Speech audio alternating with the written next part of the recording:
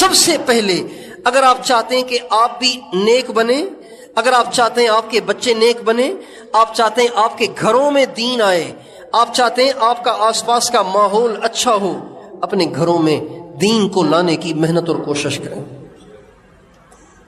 اس کے بغیر ہم نیک بن ہی نہیں سکتے، رہ ہی نہیں سکتے۔ ہمارے استاد محترم نے ہمیں ایک واقعہ سنایا، فرمانے لگے ایک بہت بڑے اللہ والے تھے، ان سے ان کی بیوی نے ایک دفعہ کہا، حضرت صاحب آپ کو پتہ ہے کہ آپ اتنے بڑے جو بزرگ بنے پھرتے ہیں، آگے پیچھے آپ کے لوگ پھرتے ہیں، عجیب و غریب آپ سے کرامات کا ظہور ہوتا ہے، پتہ ہے یہ کیوں ہے؟ کہا کیوں؟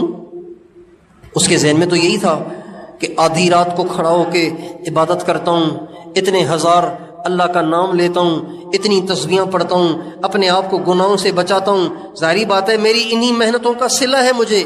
تو وہ بیوی کہنے لگی، حضرت صاحب پتہ ہے آپ کو یہ اتنی بڑی بزرگی کیوں ملی ہے؟ اعمال کی برکت سے ملی ہے؟ کہا نہیں میری وجہ سے ملی ہے۔ کہا چل تیری وجہ سے ملی ہے، آدھی رات کو اٹھوں میں اور بزرگی تیری وجہ سے؟ کہا ٹھیک ہے آپ نہ مانے میری بات، آپ نہ مانے میری بات۔ اچھا اللہ کی شان، اگلے دن حضرت صاحب کی تہجد قضا ہو گئی۔ ویسے تو 2:30 بجے 2 بجے اٹھ جاتے ہیں اور اب تہجد ہی نکل گئی۔ بزرگ بڑے پریشان ہوئے، سارا دن استغفار میں گزر گیا، اللہ سے معافی مانگتے رہے، یا اللہ پتہ نہیں کیا گناہ ہو گیا، تہجد ہی چلی گئی۔ اللہ کی شان، اگلے دن فجر کی جماعت چلی گئی۔ ارے یہ کیا ہو گیا؟ اب پریشان، سر پہ ہاتھ رکھا ہوا ہے، بزرگ پریشان ہے کہ بزرگ ہیں اور تہجد ہی نہیں، بزرگ ہیں اور فجر کی جماعت ہی نکل گئی، پریشان۔ بیوی نے دیکھا کہ حضرت صاحب پریشان بیٹھے ہیں، کہا حضرت صاحب کیا مسئلہ ہے؟ کہا بیگم کیا بتاؤں، تہجد بھی گئی، آج فجر کی جماعت بھی گئی۔ کہا میں تو آپ کو کہتی تھی نا کہ آپ کی ساری بزرگی میری وجہ سے ہے، آپ تو مانتے ہی نہیں تھے، اب دکھائیں نا اپنی بزرگی۔ کہا اللہ کی بندی بتا مسئلہ کیا ہے؟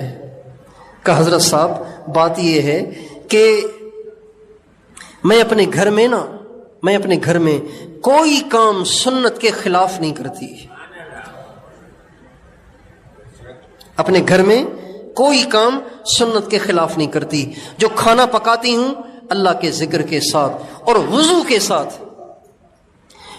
آٹا ڈبے سے نکال کے پرات میں ڈالتی ہوں تو بسم اللہ پڑھتی ہوں، پانی ڈالتی ہوں تو بسم اللہ پڑھتی ہوں، اسے گونتی ہوں تو اللہ کا ذکر کرتی ہوں، پیڑا بناتی ہوں ذکر کرتے ہوئے، روٹی بناتی ہوں ذکر کرتے ہوئے، پکاتی ہوں ذکر کرتے ہوئے، سبزی کاٹتی ہوں ذکر کرتے ہوئے، اور اس کو پکاتی ہوں ذکر کرتے ہوئے، سارا کام وضو کے ساتھ، اللہ کے ذکر کے ساتھ، اللہ کے دھیان کے ساتھ کرتی ہوں۔ لیکن جس دن آپ نے کہا نا کہ تیری وجہ سے نہیں، میں نے کہا ایسی کی تیسی، اب ذرا دکھائے، تو اس دن سے میں نے نہ روٹی ذکر سے پکائی ہے، نہ سالن ذکر سے پکایا ہے، اور نہ ہی میں نے وضو سے پکایا ہے، وضو بھی نہیں ذکر بھی نہیں۔ تو دیکھ لیں آپ اپنا حال۔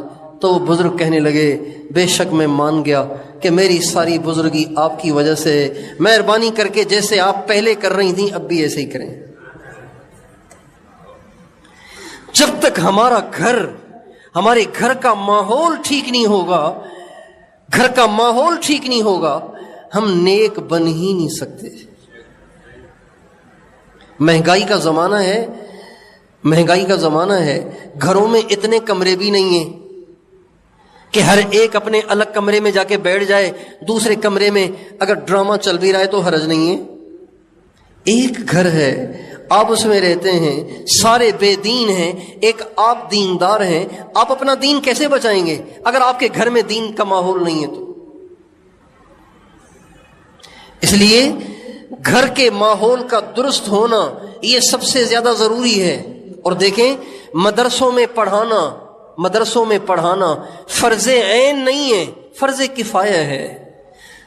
فرض کفایہ ہے۔ اگر کوئی مدرسے میں اپنے بچے کو عالم نہ بنائے، حافظ نہ بنائے، تو وہ گناہگار نہیں ہوگا، گناہگار نہیں ہوگا، کرے گا تو اجر ملے گا۔ لیکن اپنی نسل کو نیک بنانا، اللہ والا بنانا، یہ فرض عین ہے۔ جو ماں باپ اپنے بچوں کو، اپنی بیوی، جو خاوند اپنی بیوی کو، جو ماں باپ اپنے بچوں کو نیک بنانے کے لیے اپنی پوری کوشش نہیں کر رہے، یہ اللہ کے ہاں مجرم ہے، یہ اللہ کے ہاں پکڑے جائیں گے۔ اور پھر جب یہ دنیا سے جائیں گے، ان کی نسلوں کی ساری نافرمانیوں اور گناہوں کی سزا ان کی نسلوں کو الگ ملے گی۔ جب مریں گے ان کو الگ قبر میں ہوگی۔